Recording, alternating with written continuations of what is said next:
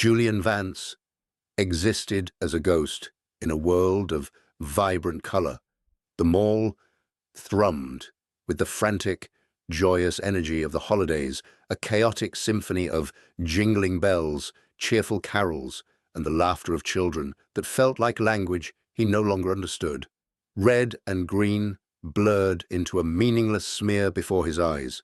He stood near a grand fountain, the cascading water a dull roar in his ears, and watched families drift past. A father lifted his daughter onto his shoulders to see the giant animatronic reindeer. A mother knelt to tie her son's shoelace, her touch gentle and sure. Each simple act of love was a tiny, sharp needle against his skin. He was supposed to be here, a mandatory appearance. Vance Enterprises was the primary sponsor of the mall's charity toy drive, and his presence was a necessary formality, a checkmark on a public relations to-do list. He had shaken the requisite hands, smiled a smile that felt like cracking ice, and retreated to this spot, a pillar of cold grey granite in a sea of warmth. His suit was immaculate, his shoes polished to a mirror shine, but inside he was a ruin. His hand, hidden in the pocket of his tailored overcoat, was clenched around a small, cool piece of metal, a silver locket, no bigger than his thumb. It was smooth from years of being held, its delicate engravings worn almost flat. 3 years ago, it had held a tiny, smiling photograph. Now it was empty, a hollow vessel for a hollow man. His gaze drifted to the window of a toy store, its display a wonderland of dolls and race cars and stuffed animals. He remembered another Christmas, another toy store. He remembered a small hand tucked into his, a tiny voice chattering excitedly about a teddy bear with button eyes. The memory was a phantom limb, an ache for something that was gone forever. Across the wide, polished concourse, Clara Reed tried to keep a gentle count of the small heads bobbing around her. 6 of them, all here, all safe. She was a volunteer at the St. Jude's orphanage, and this trip to see the Christmas decorations was the highlight of the children's year. Their threadbare coats were no match for the December chill outside, but in here their faces were flushed with warmth and wonder. They pointed at the shimmering lights, their gasps of delight, a precious, fragile sound amid the mall's commercial roar. Clara's own coat was second-hand, the wool thin at the elbows, but her heart was full. She found her joy in these small moments, in the reflected happiness of the children she cared for. She watched as 7-year-old Thomas stared, mesmerized, at a model train set, his face pressed against the glass. She smiled, her own worries about overdue bills and the leaky faucet in her small apartment fading into the background. Here with them she was simply Clara, a provider of comfort and a guardian of small dreams. One of those dreams stood a little apart from the rest. 6-year-old Lily watched the world with an unnerving stillness, her large brown eyes taking everything in with a quiet, solemn intensity. She didn't point or gasp like the other children. She observed. She seemed to be searching for something, her gaze scanning the faces in the crowd with a heartbreakingly adult sense of purpose. Lily had been at the orphanage for 2 years, arriving with a silence that had taken months to break. When she finally spoke, her words were often simple, direct, and carried a weight that belied her age. Clara's attention was momentarily pulled away as 2 of the boys began a playful shoving match over who saw the giant Santa Claus first. She stepped between them with a soft word and a gentle touch, her focus entirely on mediating the minor dispute. It was only for a moment, but a moment was all it took. Lily's search had ended. Her eyes had settled on the tall, sad man standing by the fountain. He was alone. Everyone else was moving, talking, laughing, connected by invisible threads of family and friendship, but he was an island, still and silent. He looked like one of the lost toys in the orphanage playroom, left on a shelf, forgotten. He looked the way she sometimes felt inside. Without a thought, without consulting the world of adult rules and social boundaries, she broke away from the small cluster of children. Her little legs carried her with surprising speed across the polished floor, a tiny figure in a faded pink coat navigating a forest of shopping bags and hurried footsteps. She didn't hesitate. She didn't falter. She walked directly toward the source of the profound loneliness she recognized as a kindred spirit. Julian was lost in the ghost-filled toy store window when he felt a faint tug on the hem of his expensive overcoat. He flinched, the unexpected touch a shock to his system. He looked down, his expression annoyed, prepared to dismiss whoever it was, but his breath caught in his throat. A small girl with enormous, serious brown eyes was staring up at him. She had a smudge of what looked like chocolate on her cheek, and her dark hair was slightly messy, escaping from beneath a knitted hat. He couldn't speak. He could only stare. She tightened her grip on his coat as if to anchor him. Her voice, when it came, was not a child's whisper. It was a clear, solemn declaration that cut through the noise of the mall and pierced the thick scar tissue around his heart. All I want for Christmas is a dad. Before he could process the words, before he could even form a thought, she did something that shattered the frozen landscape of his world. She wrapped her small arms around his leg and hugged it tightly, pressing her cheek against the fine wool of his trousers. She held on as if he were a lighthouse in a storm, a solid, unmoving thing in a world that was always shifting beneath her feet. Julian froze, every muscle in his body locked. The silver locket in his pocket suddenly felt searingly hot against his palm. The touch of this child, this stranger, was an agony and a revelation. It was a phantom touch he had yearned for and dreaded for 3 years. His mind screamed at him to pull away, to recoil from the pain of the memory, but his body would not obey. He just stood there, a statue of a man with a little girl clinging to his leg, the sound of the fountain roaring in his ears like a tidal wave. "Lily!" The voice was sharp with panic. Clara's heart had leaped into her throat when she turned and saw the empty space where Lily had been standing. Her eyes scanned the crowd frantically, a cold dread washing over her. Then she saw her, clinging to the leg of a man who looked like he owned the entire mall, a man whose severe expression and expensive suit screamed unapproachable. She rushed forward, her face flushed with embarrassment and fear. "Oh my goodness, I am so sorry, sir," she stammered, her hands fluttering uselessly. "Lily, honey, you must let go. You can't just hug strangers." She tried to gently pry the little girl's arms away, but Lily held on with surprising strength. "He's not a stranger," Lily said, her voice muffled against the fabric of his trousers. "He's sad." Clara looked up at the man's face, ready to offer another torrent of apologies, but the words died on her lips. His face was a mask of shock, his grey eyes wide and fixed on the top of Lily's head. There was no anger there. There was something else, something broken and bewildered. For the first time, Clara truly saw him, not as an intimidating figure of wealth, but as a man drowning in a private sorrow. Julian finally found his voice, though it came out as a rough, hoarse whisper. It's all right." He looked from the child to the woman. Her face was etched with worry, her eyes a warm, compassionate brown. She was twisting the strap of her worn purse, a nervous gesture that seemed utterly out of place in this world of polished confidence. They were like a pair of sparrows that had accidentally flown into a marble ballroom. He felt a strange, protective impulse, a feeling so foreign it startled him. He saw the other shoppers beginning to stare, their curiosity piqued by the unusual scene. He needed to move them, to get them away from the prying eyes to a place where he could breathe again. "It's cold," he said, the words feeling clumsy and strange in his mouth. "The children, they look cold." He glanced at the other orphans, who were now watching with wide, curious eyes. Would you all like some hot chocolate? My treat." Clara stared at him, taken aback. The offer was so unexpected, so gentle. She looked down at Lily, who finally loosened her grip and peeked up at Julian, a flicker of hope in her solemn eyes. Clara saw the worn cuffs on the children's coats, remembered the meager budget for their outing. Hot chocolate was a luxury they couldn't afford. "We wouldn't want to impose, sir," she began, but Julian shook his head, a small, decisive gesture. "It's not an imposition." He looked directly at Clara, and for a fleeting moment she saw a deep, aching loneliness in his eyes that mirrored what she often saw in Lily's. Please." The word hung in the air between them, simple and sincere. Clara found herself nodding. "Okay," she said softly. "Thank you."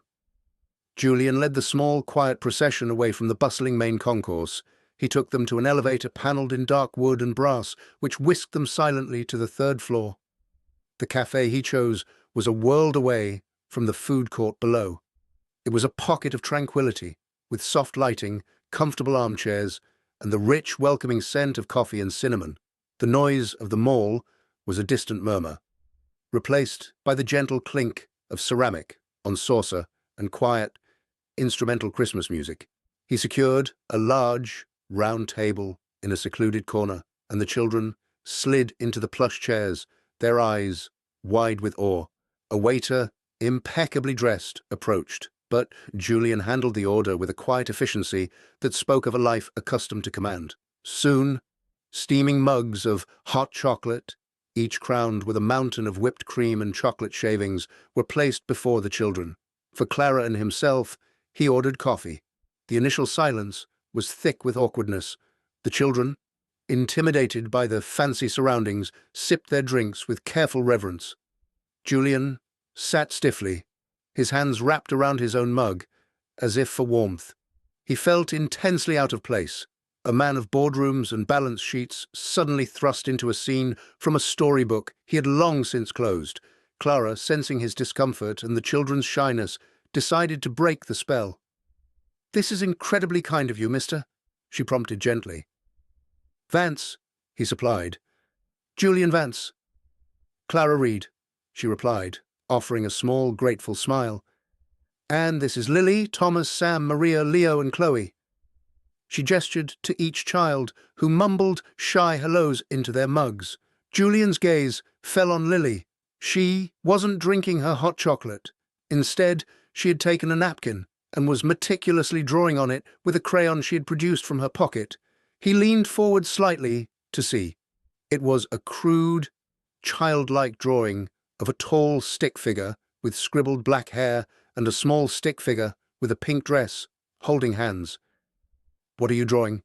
he asked, his voice softer than before. Lily looked up, her expression serious. "It's a picture for Santa," she explained, "so he knows what to bring." She pointed a small, slightly sticky finger at the tall figure. "That's a dad." Julian felt the air leave his lungs. He looked at Clara, whose expression was a mixture of apology and sadness. "Lily has been very focused on that one wish this year," she said quietly, her voice tinged with a helplessness that he understood all too well.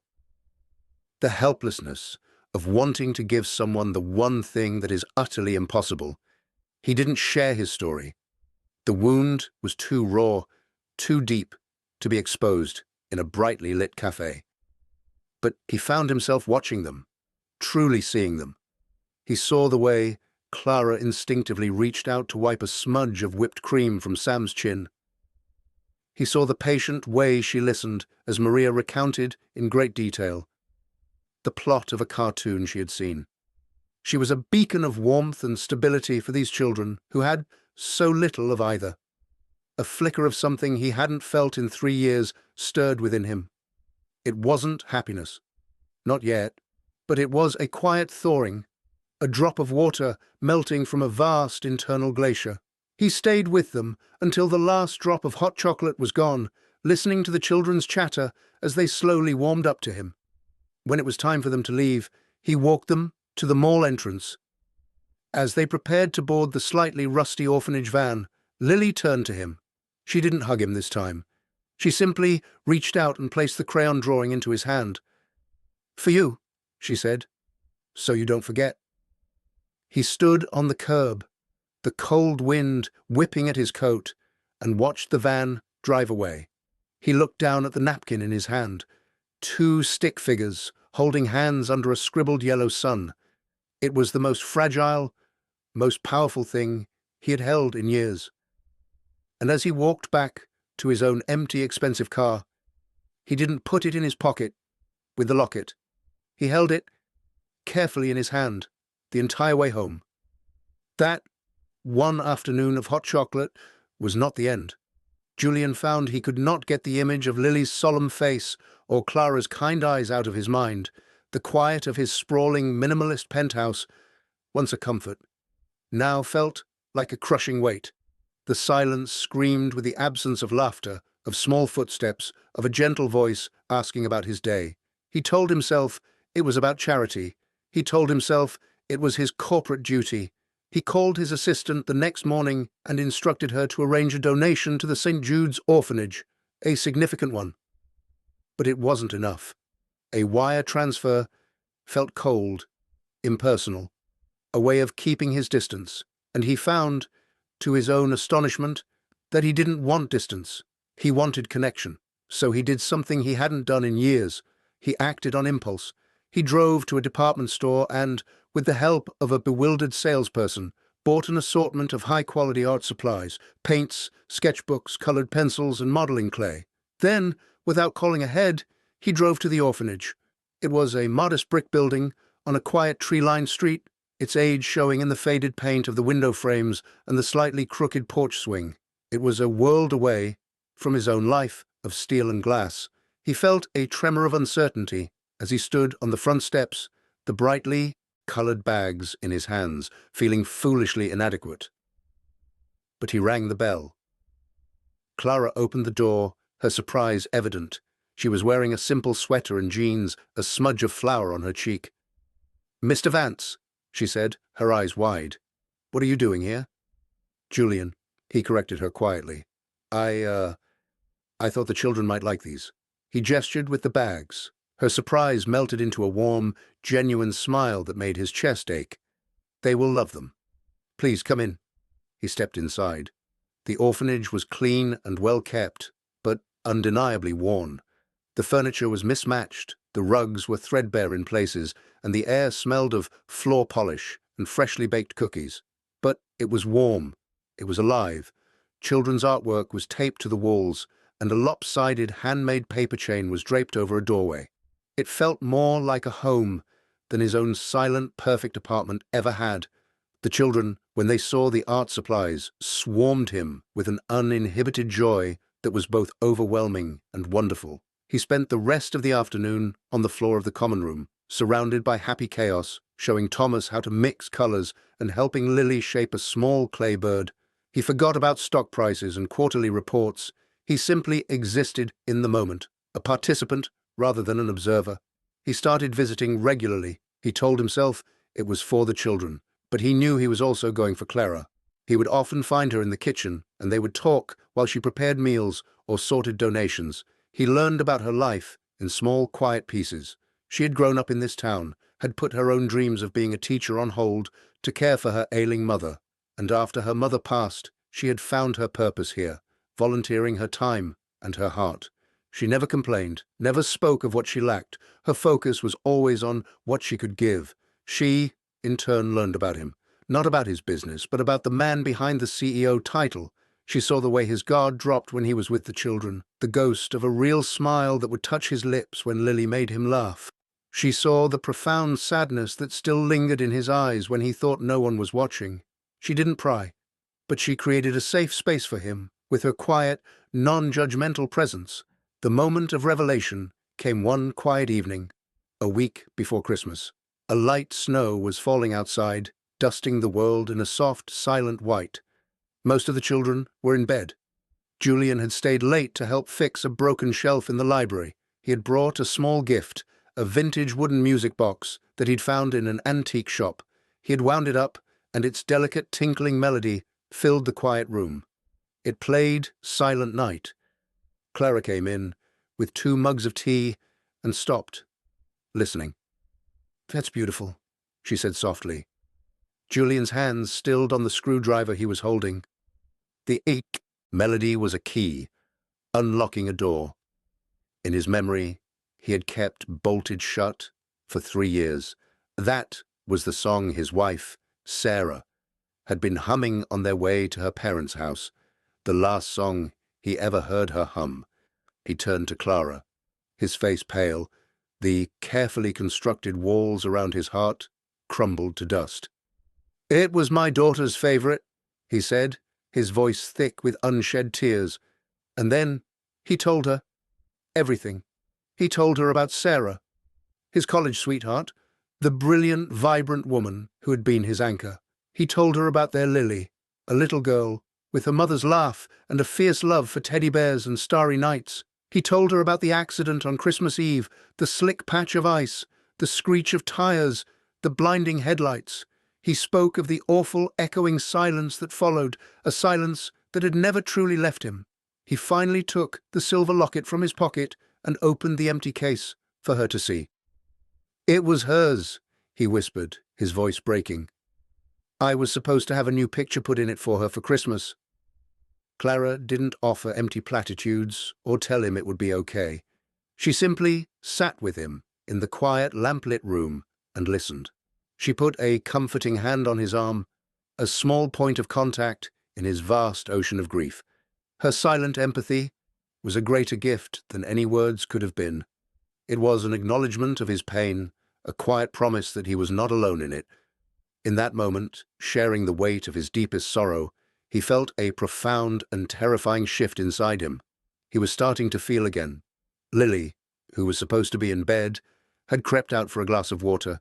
She stood unseen in the shadowed doorway, listening to the fragments of Julian's story. She didn't understand all the words, but she understood the sound of a heart breaking.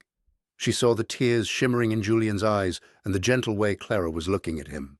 The next day, she found Julian in the garden, staring at the snow-covered rose bushes. She walked up to him and tugged on his sleeve. When he looked down, she held up a piece of paper. It was a new drawing, a much more detailed one than the first. It showed a big stick figure with black hair, a medium one with brown hair, and a small one with a pink dress. They were all holding hands under a brightly decorated Christmas tree with a lopsided star on top. There were presents underneath. "I made a new one," she said. She pointed to each figure in turn. "That's you, that's Clara, and that's me." She paused, then looked up at him, her brown eyes full of certainty. "My family." The words, so simple, so absolute, struck him with the force of a physical blow. It was a terrifying, beautiful, impossible thought. A family. He looked from the drawing to the little girl's earnest face. He felt a surge of hope, so powerful, it almost brought him to his knees, followed by a wave of pure, cold terror. Hope was a dangerous thing. It was the precursor to loss, and he didn't know if he could survive losing everything all over again. The hope, fragile as it was, spurred Julian to do something reckless. The annual Aim Vance Enterprises Christmas Gala was the pinnacle of the city's social calendar, a glittering affair of champagne and carefully curated conversations. For the past 2 years, he had attended out of obligation, a walking shadow in a tuxedo, leaving as early as was politely possible. This year, he wanted to do more than just exist there. He wanted to live. He invited Clara. He called her, his heart pounding with a nervous energy he hadn't felt since he was a teenager. "I know it's last minute," he said, his voice uncharacteristically hesitant. "And it's not really your kind of thing. It's loud, but I would very much like it if you would come. With me." There was a pause on the other end of the line, and for a terrifying second, he was sure she would say no. But then her voice came, warm and steady. "I would love that, Julian." He made all the arrangements. A designer gown of deep emerald green that matched her quiet elegance appeared at the orphanage. A car was sent. He even arranged for Lily to come for the first hour of the event, looked after by his trusted and kind-hearted executive assistant, a woman with grandchildren of her own. He wanted, for one night, to pretend they were what Lily's drawing depicted, a family. When Clara walked into the grand ballroom on his arm, a hush fell over the room. She was breathtaking. The simple gown clung to her in all the right ways, and her hair was swept up, revealing the graceful line of her neck. But it was her inner light that truly made her shine, a warmth and sincerity that was a stark contrast to the practiced, brittle glamour of the other guests. Julian felt a surge of pride, so fierce it surprised him. For the first hour, it was perfect. Lily, dressed in a red velvet dress, was wide-eyed at the spectacle. clutching his hand and asking 1,000 questions about the crystal chandeliers and the ice sculptures.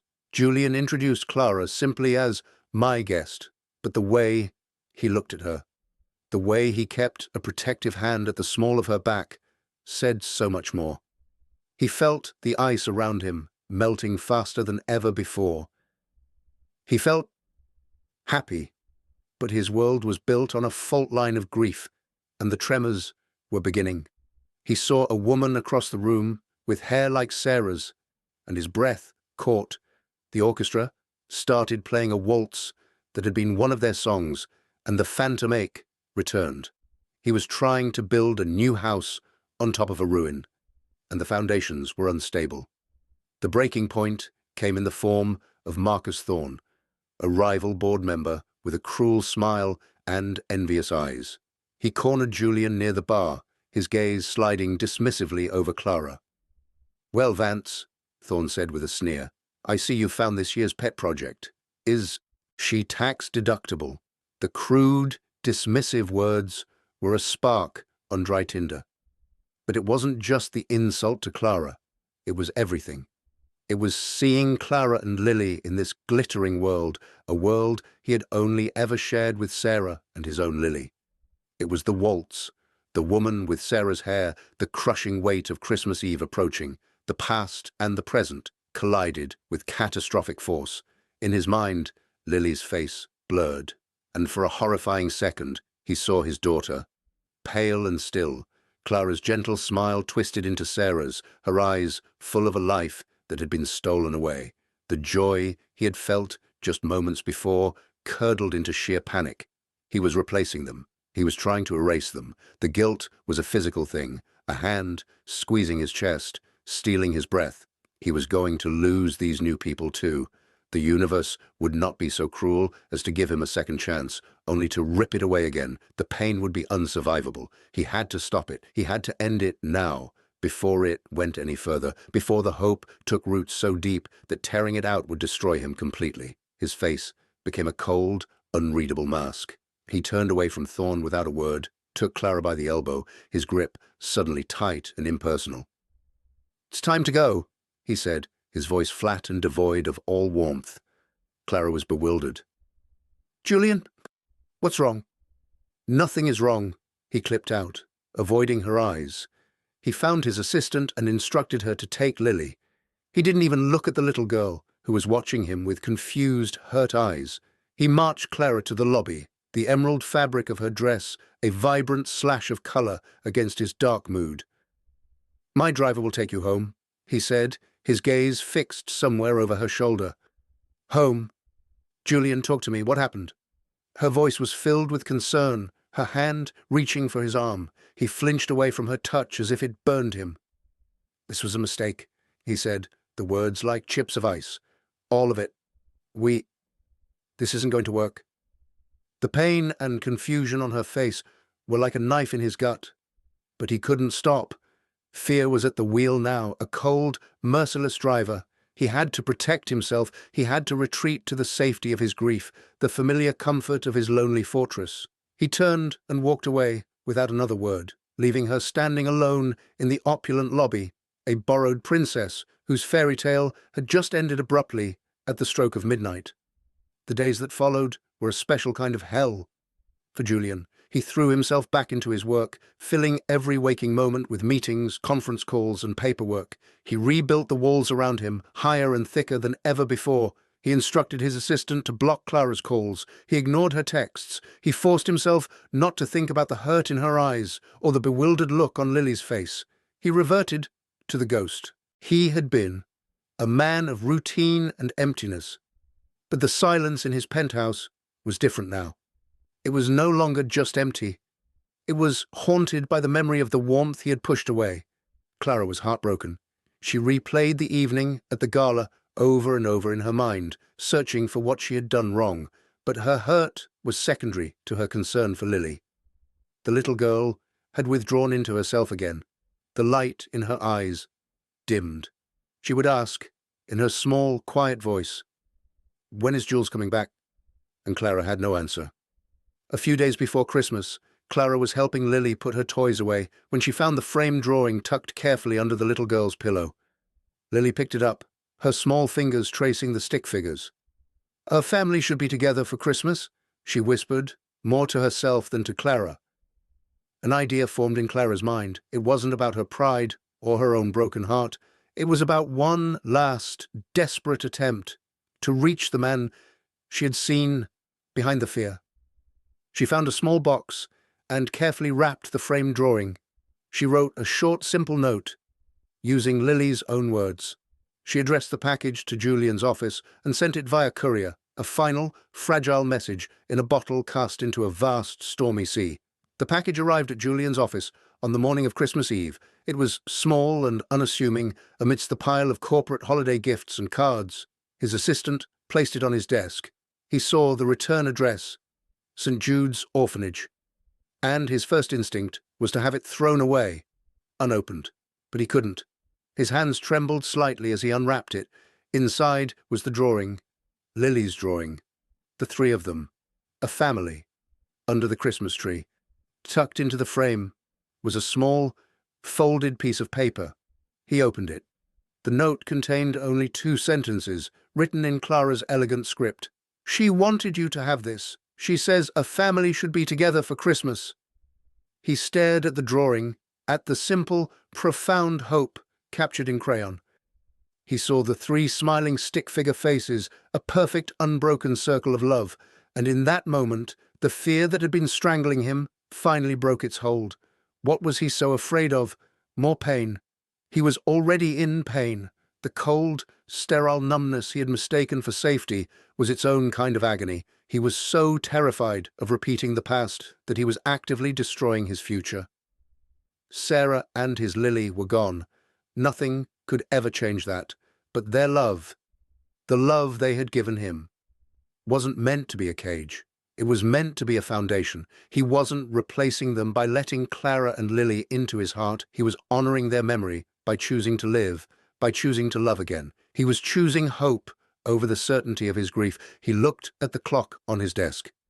It was late afternoon on Christmas Eve, the 3rd anniversary of the worst day of his life. He could let it remain that way forever. Or he could make it the first day of the rest of his life. He grabbed his coat and ran from the office, leaving his stunned assistant calling after him. He didn't wait for his driver. He drove himself, his powerful car eating up the miles between his world and hers. The snow had started to fall again, fat, gentle flakes that softened the harsh lines of the city. He found the orphanage quiet, a warm glow emanating from the windows. He knew where to find her.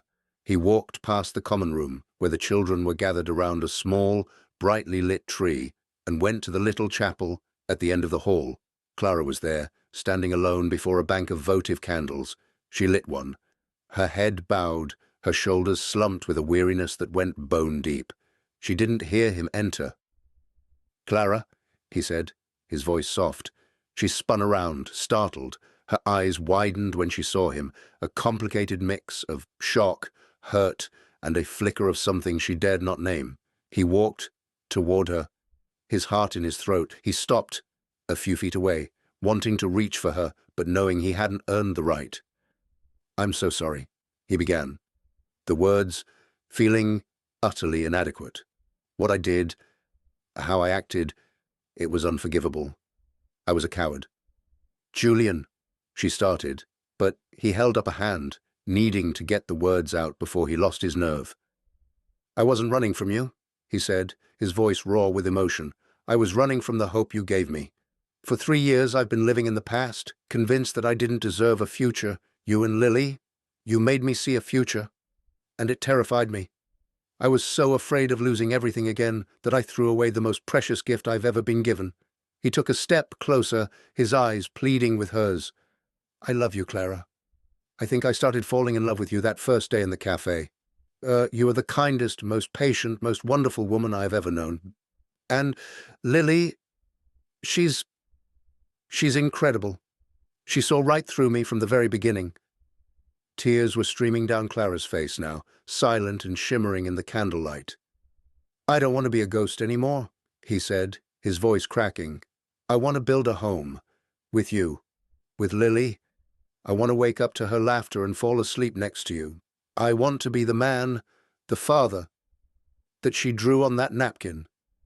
Please, Clara, give me a second chance to be that man. He reached into his coat pocket and pulled out the silver locket. He opened it. It was no longer empty. On one side, he had placed a tiny, perfect photograph of Clara, taken from the orphanage's website. On the other side was a photo of Lily, captured from a snapshot he'd taken on his phone one afternoon. My past is a part of me, he said, his voice thick with emotion. It always will be, but I want my future to be with you. He got down on one knee on the cold stone floor of the chapel, holding the locket up to her like a holy relic. Clara Reed, will you marry me? Will you and Lily be my family? Through her tears, Clara smiled, a radiant, watery, beautiful smile. She nodded, unable to speak. Yes, she finally whispered. Yes, Julian, yes. He rose and slid the locket's chain around her neck. He pulled her into his arms, and the kiss they shared was not one of frantic passion, but of deep, profound relief. It was a kiss of homecoming, of promises made, of two broken souls finding their way to whole in each other's arms, surrounded by the quiet flicker of 100 tiny flames of hope. 1 year later, the mall was just as loud, just as bright, just as chaotic. But for Julian Vance, everything was different. He was no longer a ghost observing life from the outside. He was in the very heart of it. His left hand was held firmly in Clara's, a simple gold band now resting on his finger, a perfect match to hers. His right hand was held by a small, skipping girl in a bright red coat, her laughter the most beautiful music he had ever heard. They stood in the exact same spot where their lives had collided, near the Grand Fountain. But Julian was no longer a pillar of cold stone. He was warm, present, his face relaxed into a genuine smile as he pointed out the animatronic reindeer to Lily. He was no longer wearing a severe overcoat, but a comfortable, warm jacket. He looked like what he was, a husband, a father, a happy man. Clara leaned her head on his shoulder, a comfortable, familiar gesture. "A year ago," she said softly, her voice full of wonder. "Who would have thought?" He squeezed her hand. "I wouldn't have," he admitted. "I had forgotten how to hope." He looked down at the little girl between them, her face alight with pure, uncomplicated joy. "And then I met an angel in a pink coat who reminded me." They had spent the past year building their life. He had formally adopted Lily, a day filled with more happy tears than he had ever thought possible. They had sold his sterile penthouse and her small apartment and bought a house in the suburbs with a big backyard and a swing set. It wasn't a showpiece. It was a home, quickly filled with the happy clutter of family life. Drawings on the fridge, toys on the floor, the scent of Clara's baking in the air. As they stood before the giant Christmas tree, watching the lights twinkle and dance, Lily looked up at them, her brown eyes shining. "I got my wish," she said, her voice filled with a 6-year-old's simple, profound satisfaction. Julian knelt down in front of her, ignoring the press of the crowd around them. "I got my wish too, sweetie," he said, his voice thick. He tucked a stray piece of hair behind her ear. "More than I ever deserved." He looked up at Clara, who was watching them, her eyes shining with love. He thought about the man he had been, lost in a cold, grey fog of grief in this very spot. He had been so sure that his life was over, that his story had ended on a dark road on Christmas Eve. But he had been wrong. It was just the end of a chapter.